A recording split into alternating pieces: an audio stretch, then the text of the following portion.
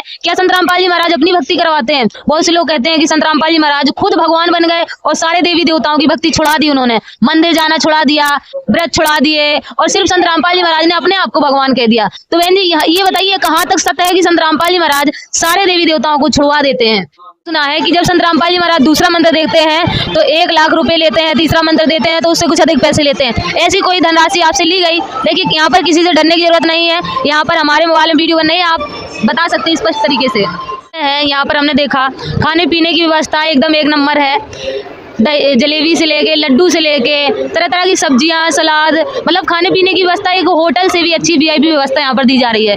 तो यहाँ पर उस चीज़ का भी कोई पैसा लिया गया? और जो हम देख रहे हैं आप रजाई ओढ़े हुए हैं, जैसा कि अन्य आश्रमों में हमने देखा है, अन्य गुरुओं के आश्रम में वहाँ पर तरह तरह से पैसे लिए जाते हैं, वीआईपी सेवा के नाम पर पैसे दिए जाते हैं, अच्छी कुर्सियों पर बैठने के नाम पर पैसे लिए जाते हैं और अच्छे रूम देते हैं वहाँ पर कुछ पैसे लेकर। जैसा पैसा इंसान देता है वैसी वैसी उनको व्यवस्थाएं दी जाती हैं। तो यहाँ पर इस आश्रम के अंदर इस तरीके का क्या है, इस तरीके का क्या माहौल है, कुछ स्पष्ट तरीके से बताइए। बताइए।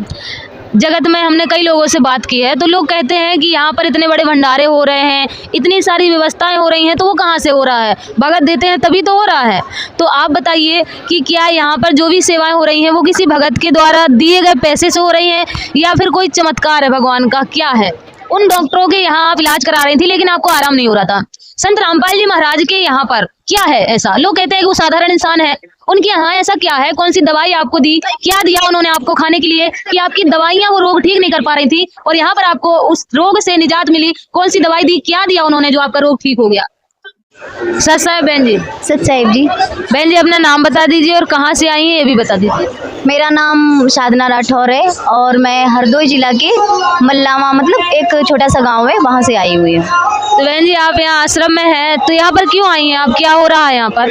यहाँ पे संत रामपाल जी महाराज जी का बोध दिवस मनाया जा रहा है, उसके उपलक्ष्य पे एक विशाल भंडारा यहाँ पे हो रहा है। तो मतलब मैं पता भी बता देती हूँ, सीतापुर के मोहली एक गांव में वहीं पे होता है ये विशाल भंडारा।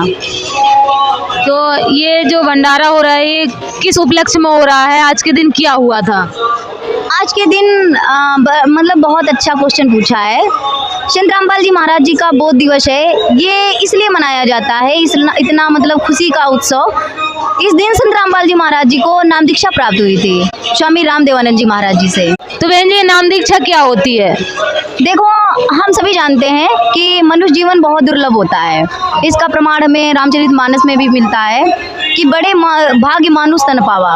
ठीक है, मतलब इस मनुष्य जीवन को सुर नर मुनि सभी लोग तरसते हैं। ठीक है, तो हमारे संत रामपाल जी महाराज जी कहते हैं कि इस मनुष्य जीवन में, क्योंकि जबान सभी के पास में है, आँख सभी के पास में है, माइंड सभी के पास में है, लेकिन क्योंकि वो जानवर के भी पास में होती है और एक मनुष्य के पास में भी होती है, लेकिन ये जो हमारी मतलब क्रिया होती है ना, वो जानवर की अलग होती है और मनुष्यों की अलग होती है। मनुष्य सिर्फ मनुष्य जीवन में ही भक्ति कर सकता है। ठीक है, वो जानवर योनि में नहीं कर सकता है। तो सबसे मूल्य काम जो है वो भक्ति है, जो मनुष्य जीवन में हो सकती है। तो संत रामपाल जी महाराज जी कहते हैं कि मनुष्य जीवन में हमें भक्ति करने के लिए गुरु की आवश्यकता पड़ती है। तो जब हम लोग गुरु करते हैं ना तो उसमें नाम दीक्षा लेनी पड़ती है। जैसे वो नाम दीक्षा ऐसी होती है जिसे परमात्मा कहते हैं कि एक वाणी है परमात्मा की, गुरु गोविंद दो खड़े काके लागू पाए, बलिहारी गुरु आपने जिन गोविंद दियो मिलाए। बहन जी गुरु तो जगत में बहुत सारे हैं, लोग कहते हैं मैं इनको गुरु बना लिया, मैंने इनको गुरु बना लिया, तरह तरह के गुरु हैं। आप लोग ये कैसे कह सकती हैं कि संत रामपाल जी महाराज ही पूरे गुरु हैं, इनसे ही नाम दीक्षा लेने चाहिए? लोग किसी भी गुरु से तो नाम दीक्षा ले सकते हैं ना। देखो आपने बहुत अच्छा टॉपिक पूछा है। वास्तव में गुरु इतने हैं कि किसी कम पड़ जाएंगे। ठीक है, लेकिन मतलब गुरु क्या होता है, जैसे हम लोग एक उदाहरण के में समझें कि जो कोई अगर बायो पढ़ेगा तभी डॉक्टर बनेगा। ठीक है भाई, उसमें एक वो जो बायो है उसका एथेंटिक जो एक डॉक्टर बनता है उसके लिए एक प्रमाण भी होता है और एक सहयोगी भी होता है। ठीक है, तो मतलब एक जो गुरु होता है उसे हम कैसे जान पाएंगे कि ये सच्चा गुरु है या नकली गुरु है। इसके लिए हमें गीता, वेद, पुराण, कुरान, बाइबल इसे पढ़ना बहुत ज़रूरी है, इसे जानना बहुत ज़रूरी है। तो हमारे जो मतलब ग्रंथ हैं वो हमारे पार्ट हैं, एक जीवन के पार्ट हैं, चाबी है मतलब हमारे एक जीवन की। तो उसमें हमारे सतगुरु की परिभाषा भी दी हुई है, गीता अध्याय 15 श्लोक 1 से 4 तक। उसमें आपको हर चीज़ मिल जाएगी, गुरु कैसा होना चाहिए, गुरु कैसा नहीं होना चाहिए। एक हमें मतलब एक गुरु ग्रंथ साहिब से मतलब एक गरीबदास जी महाराज जी की वाणी है कि सतगुरु के लक्षण कहूँ मधुरे बैन विनोद, 4 वेद 6 शास्त्र वो कहे 18 बोध। मतलब गुरु सतगुरु ऐसा होना चाहिए जो हमें चारों वेद, गीता, पुराण, कुरान, बाइबल सभी से प्रमाणित करके दिखा दे कि यही सच्चा गुरु है और इसी से ही हमें नाम दीक्षा लेके पार होना है। क्योंकि गुरु वो जरिया होती है जो हमें परमात्मा से मिलाने का काम करती है। तो इसीलिए आज सिर्फ धरती पे, पूरी धरती पे, पूरे वर्ल्ड में संत रामपाल जी महाराज जी ही पूर्ण गुरु हैं। क्योंकि हमारे मतलब गीता अध्याय 15 श्लोक 1 से 4 तक लिखा हुआ है कि जो तत्वदर्शी संत से मतलब जब काल भगवान ने गीता का ज्ञान दिया था अर्जुन को, तो अर्जुन ने पूछा था कि भाई वो कौन सा गुरु होगा, कौन सा वो तत्वदर्शी संत होगा जिसे हम नाम लेके मतलब पार होंगे, वो हमें परमात्मा से मिलाएगा, हमें शांति प्राप्त करेगा। तो काल भगवान ने बोला था कि मतलब जो हमारी गीता है उसमें साफ साफ लिखा हुआ है कि गीता अध्याय 15 श्लोक 1 से 4 तक तत्वदर्शी संत की पहचान बताई गई है। तो हमें उस पहचान के ही मतलब गुरु को उससे नाम दीक्षा लेनी होगी। तो आज वो पृथ्वी पे, क्योंकि सौभाग्य हम लोगों का है और दुर्भाग्य मतलब अर्जुन का रहा था जो उतने समय तत्वदर्शी संत नहीं मिल पाए। बताइए, यहाँ पर बहुत से जो नकली हैं, जो नकली धर्मगुरु हैं या यूँ कहिए कि जो धर्म के ठेकेदार हैं, वो लोग एक आरोप लगाते हैं, बहुत बड़ा आरोप लगाते हैं कि संत रामपाल जी महाराज पैसे लेते हैं उसके बाद नाम दीक्षा देते हैं। तो आप संत रामपाल जी महाराज से नाम दीक्षित है और यहाँ पर आई हुई है, तो आप बताइए आपको संत रामपाल जी महाराज ने नाम दीक्षा दी तो कितने पैसे लिए आपसे? देखो, संत रामपाल जी महाराज जी वैसे तो दीक्षा देने में कोई मतलब दक्षिणा नहीं लेते हैं, लगती है नहीं। हमने सुना है कि जब संत रामपाल जी महाराज दूसरा मंत्र देखते हैं तो 1 लाख रुपए लेते हैं, तीसरा मंत्र देते हैं तो उससे कुछ अधिक पैसे लेते हैं। ऐसी कोई धनराशि आपसे ली गई? देखिए, यहाँ पर किसी से डरने की जरूरत नहीं है, यहाँ पर हमारे मोबाइल में वीडियो बन रही है, आप बता सकते हैं स्पष्ट तरीके से। देखो, संत रामपाल जी महाराज जी कोई पैसा नहीं लेते हैं, क्योंकि ये तो हमें गुमराह करने के लिए बताया गया है। क्योंकि हमारे जो धर्मगुरु हैं ना, वो डरते हैं कि हमारी दुकान ना बंद हो जाए, इसीलिए वो झूठी अफवाहें उड़ा रहे हैं। लेकिन कहते हैं ना कि देखने और सुनने से सबसे बड़ी एक चीज़ होती है कि हम लोग वो चीज़ ना तो देखते हैं और ना ही मतलब वहाँ पे देखने जाते हैं, सिर्फ सुनते हैं। तो सुनने में बहुत ही फ़र्क होता है, एक देखने में और सुनने में। लेकिन हमारे जो मतलब ये वीडियो जितने भी भाई बहन देख रहे हैं, तो ये किसी की ना सुनी माने, ना ही मतलब कोई बता रहा है उसकी माने। आप सिर्फ संत रामपाल जी महाराज जी के आश्रम में आओ या फिर उनके कोई भगत से मिलो, वो आपको बिल्कुल सत्य बताएगा कि इसमें कितने पैसे लगते हैं। अच्छा, यहाँ पर जो व्यवस्थाएं हैं, यहाँ पर हमने देखा खाने पीने की व्यवस्था एकदम 1 नंबर है। जलेबी से लेके लड्डू से लेके तरह तरह की सब्जियां, सलाद, मतलब खाने पीने की व्यवस्था एक होटल से भी अच्छी VIP व्यवस्था यहाँ पर दी जा रही है। तो यहाँ पर उस चीज़ का भी कोई पैसा लिया गया? और जो हम देख रहे हैं आप रजाई ओढ़े हुए हैं, जैसा कि अन्य आश्रमों में हमने देखा है, अन्य गुरुओं के आश्रम में वहाँ पर तरह तरह से पैसे लिए जाते हैं, VIP सेवा के नाम पर पैसे दिए जाते हैं, अच्छी कुर्सियों पर बैठने के नाम पर पैसे लिए जाते हैं और अच्छे रूम देते हैं वहाँ पर कुछ पैसे लेकर। जैसा पैसा इंसान देता है वैसी उनको व्यवस्थाएं दी जाती हैं। तो यहाँ पर इस आश्रम के अंदर इस तरीके का क्या है, इस तरीके का क्या माहौल है, कुछ स्पष्ट तरीके से बताइए आप। देखो, हम संत रामपाल जी महाराज जी को परमात्मा कहते हैं, ठीक है, मतलब एक सतगुरु या परमात्मा कहते हैं। तो परमात्मा जो होता है वो सिर्फ देता है, लेता नहीं है। क्योंकि अगर यहीं पे हमें मतलब एक दुख झेलना पड़ेगा तो हम कहाँ जाएंगे? जब परमात्मा के घर में ही हमें दुख मिलेगा, खर्चा होगा, तो हम फिर कहाँ जाएंगे? तो इसीलिए संत रामपाल जी महाराज जी ने स्पष्ट कर दिया है कि हम परमात्मा हैं। क्योंकि यहाँ पे हम लोग कई साल से आ रही हूँ, क्योंकि हम 3.5 साल से जुड़े हुए हैं, हमसे आज तक कोई भी ऐसी धनराशि नहीं ली गई है, जबकि हम मतलब हमारे घर में तो कोई जुड़ा भी नहीं है। एक चीज़ और हम आपको बताना चाहें कि संत रामपाल जी महाराज जी के आश्रम में जब कोई भगत आता है, अकेला अपने घर से जुड़ता है, तो उसे मतलब एक किराया जो होता है वो फिर भी अपनी कमाई से लाता है। मतलब वो अपना खुद ही काम, परमात्मा इतना दया करते हैं कि इतनी धनराशि खुद ही उसके पास में बढ़ती है, परमात्मा की दया से बरकत आती है। फिर भी उसके घर वाले जो होते हैं मतलब अनुपदेशी होते हैं, उसे बहुत तंग करते हैं, ठीक, तो वो पैसे कहाँ से दे देंगे, मतलब उस भगत को पैसे कहाँ से दे देंगे, जब भी उसके पास में होते हैं, लेकिन वो लोग नहीं देते हैं, उतना देते हैं जितना उसका खर्चा होता है। तो हम संत रामपाल जी महाराज जी को इतना पैसा कहाँ से दे पाएंगे। ये तो हुई एक जो अकेला भगत जुड़ा होता है, लेकिन जिसके घर में सभी लोग जुड़े हैं, आप उनकी सुनो।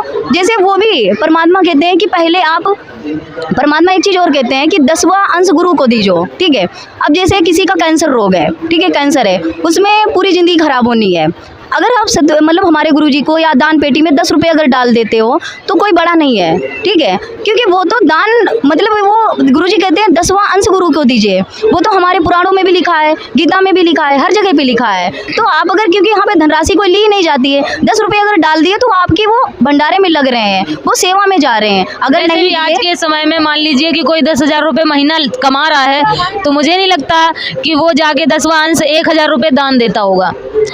ये तो बात हो गई एक 10वां अंश की, बाकी आगे आप अपनी बात जारी रख सकती हैं।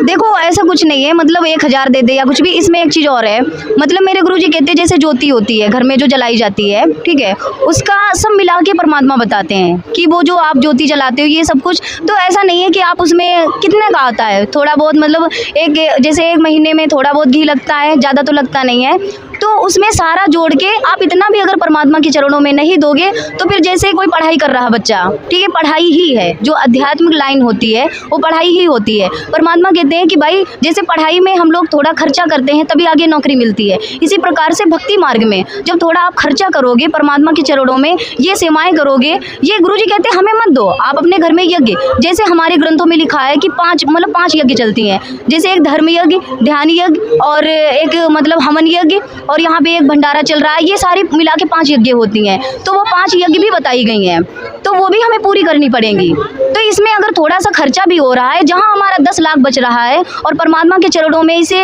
मतलब हमारे अगर साल भर में या 2 साल में मतलब 1,000-2,000 खर्चा हो रहे हैं इस सेवाओं में, तो क्या बड़ी बात है बताओ भाई। हम कहीं भी जाएंगे झाड़ या कहीं भी झाड़ने फुकवाने, तो वहाँ पे बहुत पैसे लगते हैं, लेकिन परमात्मा यहाँ पे एक भी पैसा नहीं लेते, ना भंडारा का, ना तो यहाँ पे सेवा का, ये कुछ भी नहीं लेते। तो क्या आप मतलब घर में ज्योति वगैरह ये जलाओगे तो ये तो आपका ही होगा ना।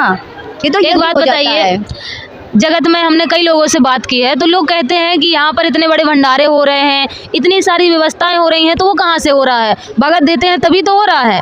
तो आप बताइए कि क्या यहाँ पर जो भी सेवाएं हो रही हैं वो किसी भगत के द्वारा दिए गए पैसे से हो रही हैं या फिर कोई चमत्कार है भगवान का, क्या है? ये चमत्कार ही है, ठीक। देखो ये परमात्मा यहाँ पे ना हमारे से इतनी सेवाएं हो सकती हैं, क्योंकि जैसे अगर दान की बात आती है तो अन्य धर्म गुरुओं के पास भी तो दान जाता है, ऐसा थोड़ी है। अगर हम दान की बात करें तो हर धर्म गुरु, लेकिन वो ऐसा नहीं कर रहे हैं। संत रामपाल जी महाराज जी ऐसा क्यों कर रहे हैं? क्योंकि मतलब संत रामपाल जी महाराज जी भगवान है, वो एक बार नहीं हजारों बार कह रहे हैं। जैसे ये भगवान ऐसे भी हैं, कुछ हमारे अंदर प्रॉब्लम थी, मतलब बीमारी थी, वो परमात्मा से हमें नाम जब मैंने लिया था तभी मेरी ऐसे खत्म हो गई थी। उस बीमारी में हमारे 5,000 एक महीने की दवाई होती थी। तो आज मतलब संत रामपाल जी महाराज जी ने, जब वो हमारी बीमारी, आज हमें 3.5 साल हो गया है, सिर्फ उसमें हमारी मतलब जैसे बुखार वगैरह आ गया तो 3.5 साल में हमारी 1200 की दवाई हुई। कौन सी बीमारी थी? कौन सी बीमारी थी आपको? देखो वो थोड़ी गुप्त में भी है, ठीक है, जिसे मतलब एक हम लोग एक लेडीजों के पीरियड बोलते हैं, वो मेरी बिल्कुल नहीं आती थी, ठीक है। वो मतलब इतनी प्रॉब्लम बड़ी थी जो हर कोई जानता है, चाहे वो जेंट्स हो या लेडीज हो, उसमें बीमारियां भी बहुत फैल जाती हैं शरीर में। तो उससे हम बहुत दुखी थे, इतना दुखी थे कि मतलब डॉक्टर ने भी बोल दिया था कि आपकी ये बीमारी नहीं सही हो सकती है, इसे आप चाहे जितना भी दवाई करवाओ। मतलब मैंने 8 साल दवाई भी करवाई थी। हमारी जैसे प्रॉब्लम थी वो पीरियड की थी, तो हमने उसको रहते हुए जैसे झाड़ फूक भी करवाई और डॉक्टर के पास भी गए। ऐसा नहीं कि हमने छोटे छोटे डॉक्टर के पास गए थे, ऐसा कुछ नहीं है। हमने वो डॉक्टर लिए जो सरकारी थे और जो रिटायरमेंट थे, जो मतलब रिटायर हो चुके थे, अच्छे डॉक्टर थे। उनकी फीस तो होती थी, मतलब 8 दिन में संडे को जाना होता था, उनकी फीस होती थी मतलब 200-300 होती थी, और बाकी दवाई 1,000-1,200 ऐसे पड़ती थी। तो 5,000 नहीं, ज़्यादा भी हो जाते थे, किसी बार अल्ट्रासाउंड वगैरह हर कुछ करवाते थे, ज़्यादा भी हो जाती थी। तो हम इससे बहुत दुखी हो चुके थे, मतलब वो पीरियड से भी और घर के मतलब एक शरीर तनाव से भी, क्योंकि उसको रहते हुए हमने मतलब ट्रीटमेंट ज़्यादा लिया था, मेडिसिन ज़्यादा ली थी, तो उसके रहते हुए हमारे गले में पूरी जलन पैदा हो गई थी, शरीर में, गले से लेके शरीर में, पूरे शरीर में होती थी। और बाकी मतलब प्रॉब्लम बहुत ज़्यादा थी, सिर में बहुत दर्द होता था, आंखें भी मेरी बहुत मतलब दिक्कत में आ गई थी। और इन आंखों से जैसे हमने इतने समय तो चश्मा लगा के रखा है, लेकिन इसमें अब तो नजर थोड़ी कम नहीं है, फिलहाल हमारी नजर भी थोड़ी कम हो गई थी उसके मतलब वो दवाई खाते खाते, अब फिर वो हमारी बिल्कुल ठीक हो गई जब हम। तो बहन जी एक बात बताइए कि जहाँ पर आप बता रहे हैं कि रिटायर्ड डॉक्टर जो सरकारी डॉक्टर होते हैं वो पहले ही बहुत इंटेलिजेंट होते हैं, उन डॉक्टरों के यहाँ आप इलाज करा रही थी लेकिन आपको आराम नहीं हो रहा था। संत रामपाल जी महाराज के यहाँ पर क्या है ऐसा? लोग कहते हैं कि वो साधारण इंसान है, उनके यहाँ ऐसा क्या है? कौन सी दवाई आपको दी, क्या दिया उन्होंने आपको खाने के लिए कि आपकी दवाइयां वो रोग ठीक नहीं कर पा रही थी और यहाँ पर आपको उस रोग से निजात मिली? कौन सी दवाई दी, क्या दिया उन्होंने जो आपका रोग ठीक हो गया? देखो मैंने मतलब ये दवाइयां सारी करवाई, तो मेरे डॉक्टर एक थे वहाँ संडीला के, उन्होंने बोला कि बेटा आप दवाई मत करवाओ क्योंकि आपका शरीर भी खराब हो जाएगा, ये दवाई इतनी हार्ड इसमें ली जाती हैं, गर्म दवाइयां बहुत ज्यादा हार्ड होती हैं। तो उन्होंने बोला कि दवाई आप रहने दो करवाने के लिए क्योंकि समस्या बहुत बड़ी होती जा रही है, आपको समस्या का हल भी नहीं मिल रहा है, तो हमने दवाई बंद कर दी थी।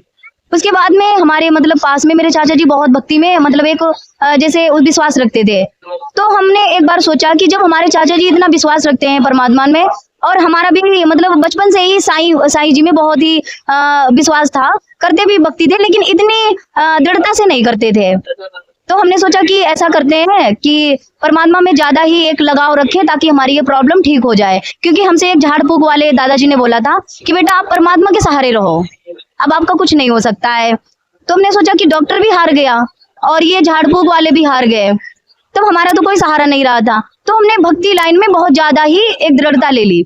तो उसके चलते हुए हमारे जीजा जी जो थे वो भागवत लाइन में थे, तो मैंने उनसे पूछा तो कह ले कि हाँ सही है, मतलब भगवान की भक्ति करो, भगवान तो सब कुछ देता है। तो हमने कहा बात तो सही है, तो मैंने भक्ति की, उसमें जैसे जो कुछ हमारे समझ में आया, क्योंकि बिना गुरु के ज्ञान तो था नहीं कुछ भी, तो हमने ऐसे ही रामचरितमानस वगैरह इसका पाठ थोड़ा बहुत करते थे और ऐसे जैसे गीता थी उसका थोड़ा बहुत देखते सुनते थे, जैसे इतनी दृढ़ता नहीं थी पहले। फिर उसके बाद में जब हमारे माइंड में एक चीज आई, जो जैसे वो भागवत लाइन में थे, तो हमने सोचा कि ऐसा करें कि जैसे हम भागवत इसमें देखें, अगर इसमें, क्योंकि हम जब भागवत लाइन में जाएंगे तो उसमें तो हमें बहुत ज्यादा पुण्य मिलेगा, क्योंकि पंडितों से सुनते थे कि उसमें पुण्य बहुत ज्यादा है। तो हमने कहा ठीक है उसमें देखते हैं, तो हमने उसमें थोड़े दिन मतलब जैसे उसका पाठ वगैरह किया, सीखी और उसमें कुछ रुझान आया, कुछ दृढ़ता बढ़ी, लेकिन उससे हमें लाभ कुछ नहीं मिला, ना तो हमारे शरीर में ना तो हमारे मतलब बीमारी में कुछ नहीं लाभ मिला। हमारे अंदर अक्सर एक टॉपिक उठता था कि परमात्मा वही होगा सच्चा जो हमारी आत्मा की बात सुनेगा। हम मंदिर में भी जाते थे, मतलब जैसे साईं जी को मानते थे, तो जो मतलब एक दिन होता है मतलब बेफई उसे बोलते हैं, तो उस दिन हम जाते थे मंदिर उन पे प्रसाद वगैरह चढ़ाने, तो हर समय एक ही चीज कहते थे कि परमात्मा हम आपसे क्या मांगे, आप तो मतलब अंदर आत्मा की जानते हो। तो वहां पे अक्सर कहा नहीं करते थे कि हमारी ये बीमारी है, क्योंकि हम सोचते थे कि परमात्मा हमारी कहने से पहले ही समझ जाए तब हम मानेंगे ये परमात्मा है। वहां भी हमारी बीमारी कोई भी नहीं सही हुई और हम इसमें भागवत लाइन में गए, यहाँ भी कोई हमें हल नहीं मिला। इसके बाद में कुछ ऐसी मतलब घटनाएं हुई, तो हमारा भागवत लाइन से भी दिमाग हट गया था कि इसमें भी कुछ नहीं है। फिर उसके बाद में परमात्मा की दया से मेरे चाचा ने जैसे ये सत्संग सुना गुरु जी का, तो एक बच्चा था वो इंटरव्यू दे रहा था, तो उसने बताया कि कबीर परमात्मा है। तो मेरे चाचा भी बहुत मतलब दृढ़ता से भक्ति करते थे, तो वो कहने लगे कि अरे हमने तो कभी नहीं सुना कि कबीर परमात्मा है, आज हम तो नया नया सुन रहे कि कबीर परमात्मा है। तो उन्होंने सत्संग सुना और जो गुरुजी मंत्र वगैरह बताते हैं, प्रथम मंत्र, वो मेरे चाचा जी थोड़ा थोड़ा करते थे, एक दो उसमें के जो मंत्र थे वो करते थे, लेकिन पूरे नहीं करते थे। तो चाचा जी, वो बच्चा बोला कि हमारी मम्मी को ये प्रॉब्लम थी, ये कैंसर था, ये था, वो था। तो मेरे चाचा ने सोचा कि भाई आज तक तो हमने सुना ही नहीं कैंसर ठीक हो जाते हैं, ये ठीक हो जाता है, वो ठीक हो जाता है। तो चाचा ने और मतलब और भी नीचे देखने लगे, जब देखने लगे तो उन्होंने हमसे बताया कि बेटा एक ऐसे संत है, उनकी मतलब ऐसे हम अभी तो नहीं नाम दीक्षा लेने, क्योंकि उनके थोड़े मर्यादा जो है वो थोड़ी कठिन लगती है, वो जो बताते हैं। तो आपके चाचा देख रहे थे, कहाँ पर ये चीज देख रहे थे? ये फेसबुक में देखी थी, वो जो बच्चा था इंटरव्यू दे रहा था। तो जैसे संत रामपाल जी महाराज जी के जितने भी फॉलोअर्स हैं वो फेसबुक पे, यूट्यूब पे, ट्विटर पे, इन सब पे मतलब सेवाएं चलती हैं। जैसे किसी को भी सत्संग सुनना हो तो संत रामपाल जी महाराज जी का ऐप डाउनलोड करोगे तो आपको हर चीज मिल जाएगी वहां पे। तो उन्होंने बताया हमें, तो हम भी सुनने लगे, जैसे हमारा रुझान तो था ही परमात्मा में, तो हम भी सुनने लगे। जब सुनने लगे तो एक चीज आत्मा में आई कि वास्तव में परमात्मा आत्मा की सुनता है। तो संत रामपाल जी महाराज जी ने मतलब सत्संग में बताया कि परमात्मा वही होता है जो सिर्फ देता है, कुछ लेता नहीं है। क्योंकि हमारे आत्मा में एक ही चीज आती थी कि जो सतगुरु होगा ना, जो सत्य परमात्मा होगा, वो हमसे कुछ नहीं लेगा। क्योंकि हम हर समय कथाओं में सुनते रहते थे, हर जगह सुनते रहते थे, लेकिन ऐसा हमें दिखा कहीं नहीं था। क्योंकि हम भागवत लाइन में जब जाते थे अपने जीजा के साथ में, तो वहाँ पे 20-20 लाख की कथाएं बुक होती थी मेरे आंखों के सामने। क्योंकि हम उस लाइन में जाते थे तो काला जो सच था ना, वो हमारे सामने पूरा आता था। उस लाइन में हम जा रहे थे, तो उस चीज से हमें बिल्कुल मतलब एक परिचित थे। तो हमने सोचा कि वास्तव में बात तो सही है कि संत रामपाल जी महाराज जी बोलते हैं कि जो परमात्मा होता है वो बिल्कुल मतलब सत्य होता है, वो लेता नहीं है कुछ भी। तो वास्तव में संत रामपाल जी महाराज जी कुछ भी नहीं लेते हैं। क्योंकि जब हमने भक्तों के इंटरव्यू देखे, सब कुछ देखा, तो वो बिल्कुल कह रहे थे कि भाई संत रामपाल जी महाराज जी एक भी पैसा नहीं लेते हैं, ये बीमारी ठीक हो जाती, वो बीमारी। जब मैंने सत्संग सुना तो मेरे जो जलन का रोग था, मतलब गले से लेके पूरे शरीर में होता था, वो मतलब पीड़ा ऐसी थी जो हम बता नहीं सकते। मेरे मुख में छाला वगैरह सब कुछ पड़ते थे। इसका प्रमाण हमारे घर वाले भी दे सकते हैं। तो जब मैंने वो सत्संग सुना तो मेरे ये जो रोग था ना, ये सत्संग सुनते ही चला गया। तो हमने सोचा बिल्कुल सत्य है, क्योंकि आज तक हमने इतना सब कुछ किया लेकिन हमारा कुछ भी नहीं हुआ, ना तो ये दिक्कत सही हुई ना तो कुछ भी। तो हमने सोचा ऐसा करते हैं कि परमात्मा से, जैसे परमात्मा कहते हैं कि कुछ रोग ऐसे होते हैं जो ज्ञान सुनने से जाते हैं, कुछ रोग ऐसे होते हैं जो नाम दीक्षा लेने से जाते हैं, कुछ रोग ऐसे होते हैं जो हमें दान थोड़ा बहुत, जैसे ये पाठ सेवा है, मतलब ये वाली ज्योति सेवा है, ये जब हम घर में चलाते हैं, हवन यज्ञ, ये सब कुछ करते हैं, इससे जाते हैं। तो परमात्मा ने कहा कि दीक्षा लेने से ही कुछ रोग मतलब चले जाते हैं। तुमने कहा ऐसा करते हैं, ये जो हमारा जो बड़ा रोग है, सबसे बड़ा रोग है मोक्ष का। क्योंकि हम कथाओं में सुनते थे कि मोक्ष मनुष्य जीवन में बहुत जरूरी है। तुमने कहा सबसे बड़ा तो रोग मोक्ष है, इसे ही कटवाना चाहिए। क्योंकि ये तो हमारे माइंड में कभी नहीं आता था मेरे ये रोग है। सबसे पहला टॉपिक, क्योंकि संत रामपाल जी महाराज जी का जब सृष्टि रचना आप सुनोगे तो आपका दिमाग खुल जाएगा। क्योंकि संत रामपाल जी महाराज जी विद प्रूफ, मतलब एक ग्रंथों के हिसाब से ही बताते हैं कि कहाँ पे लिखा है कि मोक्ष बहुत जरूरी है। तो मतलब इस शरीर से हम बहुत परेशान हो चुके थे, तो एक ही मन में आता था या तो मृत्यु हो जाए या तो फिर परमात्मा के घर हम चले जाए, हमें मोक्ष मिल जाए, इस शरीर से उद्धार हो जाए। तो हमें उस चीज से मतलब कुछ निजात मिली और हमने परमात्मा की दया से मतलब सन 2023 में वही अप्रैल था, अप्रैल में डेट तो हमें नहीं याद है, अप्रैल में सन 2023 में हमने नाम लिया संत रामपाल जी महाराज जी से। तब से हम भक्ति कर रहे हैं। मेरा जो वो रोग था पीरियड का, जो हमने प्रथम मंत्र लिया था, तभी वो बिल्कुल मेरा ठीक हो गया था। आज हमने एक भी पैसे की दवाई नहीं करवाई, आज हमें 3 साल हो चुका है, मैंने एक भी पैसे की दवाई नहीं करवाई, कुछ भी नहीं करवाया। हमारे पास में एक्सरे वगैरह हर चीज रखा है, हम तो नहीं यहाँ पे लाए हैं और उसे हम दिखा भी सकते हैं। मेरा बिल्कुल ठीक हो गया। चाहे देखो कोई भी मतलब ये वीडियो देख रहा हो, ये चाहे आप नाम दीक्षा लो गुरु जी से या मतलब आप सत्संग सुनो, ठीक है, सत्संग सुनो, आप परमात्मा से ये अपनी एक बात रखो, आत्मा में ही, कहना नहीं है। आप जब बात रखोगे कि परमात्मा मेरे अंदर ये प्रॉब्लम है, पहले तो एक ही टॉपिक है कि मोक्ष के लिए आप हाथ बढ़ाओ। बाद में परमात्मा एक उदाहरण देते हैं, जैसे किसान होता है, गेहूं बोता है, ठीक है, बुआई करता है, वो सिर्फ आस्था गेहूं की रखता है, ना कि वो भूसा की। उसे एक मुनाफा में, जिसे एक बोलते हैं, हाँ, उसे भूसा मिलता है मुनाफा में। तो परमात्मा कहते हैं अपना भाव रखो मोक्ष के लिए। ये जो चीजें है ना, ये सांसारिक जीवन की, शरीर का रोग, धन दौलत, बेटा बेटी, ये सब कुछ परमात्मा ऐसे ही रुंगे में देते हैं। तो बहन जी, जैसा कि आपने बताया कि आपका रोग जो ठीक हो गया संत रामपाल जी महाराज की नाम दीक्षा लेने मात्र से, और जगत में कहावत भी है कि जहाँ दवा काम ना करे वहाँ दुआ ले लेनी चाहिए। तो आपने भी उसी कहावत को सही कर दिया यहाँ पर कि संत रामपाल जी महाराज ने सिर्फ आपको मंत्र दीक्षा दी और उसी से आपके रोग, आपका जो रोग था लाइलाज, वो ठीक हो गया। तो संत रामपाल जी महाराज ऐसे कौन से मंत्र देते हैं? क्या संत रामपाल जी महाराज अपनी भक्ति करवाते हैं? बहुत से लोग कहते हैं कि संत रामपाल जी महाराज खुद भगवान बन गए और सारे देवी देवताओं की भक्ति छुड़ा दी उन्होंने, मंदिर जाना छुड़ा दिया, व्रत छुड़ा दिए और सिर्फ संत रामपाल जी महाराज ने अपने आप को भगवान कह दिया। तो बहन जी, ये बताइए कहाँ तक सत्य है कि संत रामपाल जी महाराज सारे देवी देवताओं को छुड़वा देते हैं? देखो, संत रामपाल जी महाराज जी कहते हैं, तीनों देवा कमल दल बसे, ब्रह्मा विष्णु महेश, प्रथम उनकी बंदगी फिर सुन सतगुरु उपदेश। मतलब पहले ही मंत्र में संत रामपाल जी महाराज जी 5 देवताओं के मंत्र देते हैं, ठीक है। उनका प्रमाण हमारी साइंस भी देती है कि हमारे शरीर में 5 कमल होते हैं जो रीढ़ में होते हैं, ठीक है। उसका प्रमाण हमारे गुरुजी ने अपने ग्रंथों से दिया है। देखो, आप साइंस के हिसाब से भी समझ सकते हो और एक ग्रंथ के हिसाब से भी समझ सकते हो। उसका प्रमाण हमारे जैसे गुरु ग्रंथ साहिब में भी है, गरीबदास जी महाराज जी की जो वाड़ियां चलती उसमें भी है, कबीर सागर में भी है, और हमारे जो मतलब ये जो हमारे गीता वेद पुराण कुरान बाइबल है उसमें भी उसका प्रमाण है। तो परमात्मा कभी भी ये नहीं कहते हैं हमारे गुरुजी कि हमारी भक्ति करो। पहले ही वो संत रामपाल जी महाराज जी पहले ही वो 5 देवताओं के मंत्र देते हैं। बस मेन चीज एक होती है, परमात्मा साधना और पूजा में अंतर बताते हैं, ठीक है, साधना और पूजा में। जैसे उदाहरण से जो हम लोग एक मतलब जो नल नहीं लगाया जाता है तो उसमें हम लोग बोरिंग करते हैं, तो जो हमें बोरिंग की जाती है उसमें पाइप वगैरह डाले जाते हैं, फिर उसके बाद में नल लगाया जाता है, तभी हमें पानी प्राप्त होता है। परमात्मा कहते हैं जो ये नल लगाया जाता है, बोरिंग की जाती है, ये तो हम साधना कर रहे हैं। जो हमें प्राप्त हो रहा है, जिसकी हम जैसे पानी है वो हमारी पूजा है।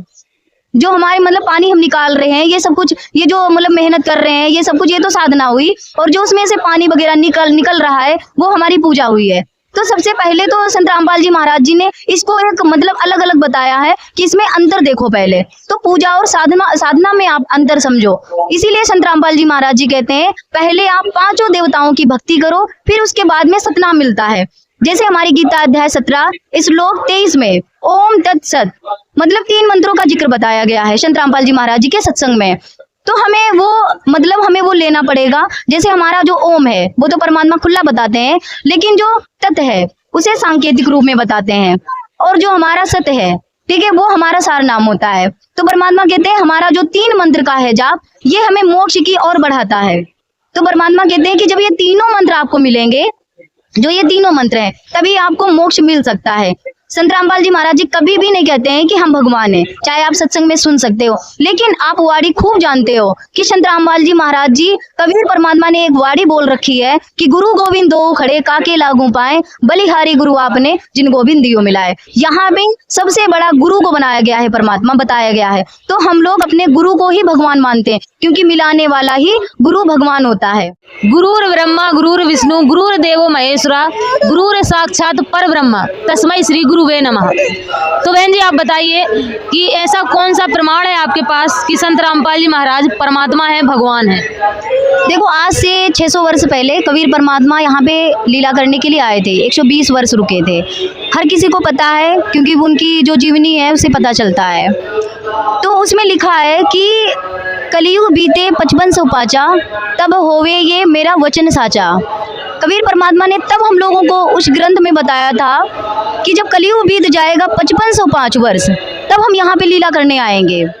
बहन जी एक बात बताइए, जैसा कि आपने कहा कि रामचरितमानस के अंदर बताया गया है कि कलयुग में केवल नाम आधार होगा, नाम जाप से ही लोग पार होंगे, लेकिन हिंदू धर्म के अंदर, चूंकि हिंदू धर्म का ही ग्रंथ है रामचरितमानस, जिनको सभी लोग ज़्यादातर मानते हैं, और रामचरितमानस के अंदर ही इतना बड़ा प्रमाण आया है, लेकिन आज लोग तरह तरह की पूजाएं करते हैं, तरह तरह के लोग मंदिर में जाते हैं, व्रत करते हैं, सब कुछ सारी क्रियाएं कर रहे हैं। वहीं इसी बीच एक शंकराचार्य हैं जिनका बहुत बड़ा बयान आया है, उन्होंने कहा है कि संत रामपाल का शटर बंद कर दो। तो भाई ये बताइए यहाँ पर कि उन्होंने ऐसा क्यों बोला? क्या यहाँ पर कोई दुकानदारी होती है? शटर तो दुकानों में होते हैं, तो उन्होंने ऐसा क्यों कहा? उनका नज़रिए क्या था इस वचन को बोलने के ऊपर? देखो जब सच्चाई मतलब खुल के आती है ना, तो ये जितनी झूठ होते हैं, जैसे कहते हैं कि एक सच्चाई और 100 झूठों को मतलब झूठा साबित कर देती है।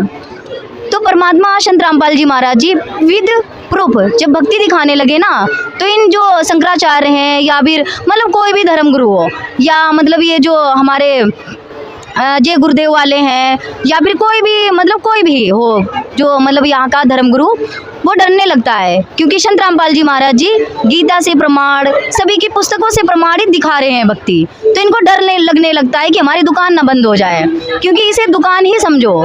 जो अन्य धर्मगुरु हैं भाई, उनके पास ना तो कोई ज्ञान है, ना तो कोई पावर है, ना तो कुछ भी, ना तो ये संसार में जितने भ्रष्टाचार मचे हुए हैं, दहेज पे एक मतलब दारू शराब गुटखा पान तम्बाकू इतने ज़्यादा सेवन हो रही, धर्मगुरु भी कर रहे हैं, ऐसा नहीं वो करते नहीं है, वो भी कर रहे हैं। एक तरफ तो दारू शराब पीते हैं, एक तरफ प्रवचन सुनाते हैं। तो इससे हमारी जो मानसिकता है इस पे भी प्रभाव पड़ता है, हमारे सांसारिक व्यवहार पे भी प्रभाव पड़ता है। तो हमारे जो धर्मगुरु है ना, वो डगमगाने लगे हैं कि हमारे ये संत रामपाल जी महाराज जी दुकान हमारे हमारी ना बंद करवा दें। जो वो बोलते हैं शंकराचार्य जी कि ना संत रामपाल जी महाराज जी का शटर बंद करवाना है, तो वो ये नहीं समझते हैं कि शटर वास्तव में दुकान में होता है। संत रामपाल जी महाराज जी तो कहते हैं कि हमारी शटर में कोई मतलब हमारी दुकान में कोई शटर ही नहीं है, तो बंद कहाँ से करोगे भाई। हमारा जो ज्ञान है ना वो खुली किताब है। जो सदगुरु होता है ना वो खुली किताब होता है कि बेटा जो आए वो पढ़े और फिर ले।